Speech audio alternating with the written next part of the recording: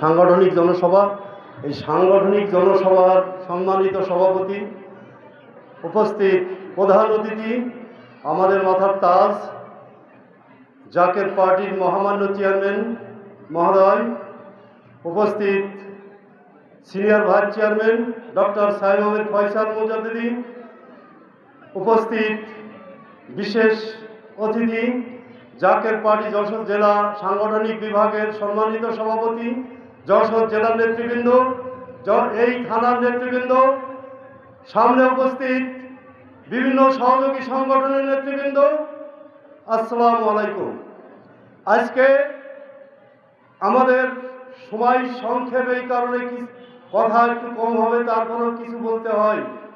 আজকে এই দেশে 2024 5 আগস্টের পরের থেকে আমরা আশা করেছিলাম হয়তো দেশের ভাগ্যের পরিবর্তন হবে, এই দেশের মানুষের ভাগ্যের পরিবর্তন হবে, খেটে খাওয়া মানুষের ভাগ্যের পরিবর্তন হবে।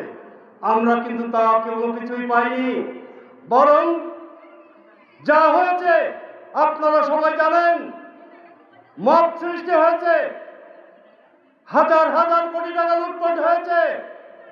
যারা আশাদী ছিল আমাদের সাধারণ মানুষ, শ্রমিক ভাইদের আশা সবাই করেছিল যে হয়তো দেশের ভাগ্যের পরিবর্তন হবে, সাথে সাথে আমাদেরও ভাগ্যের পরিবর্তন হবে।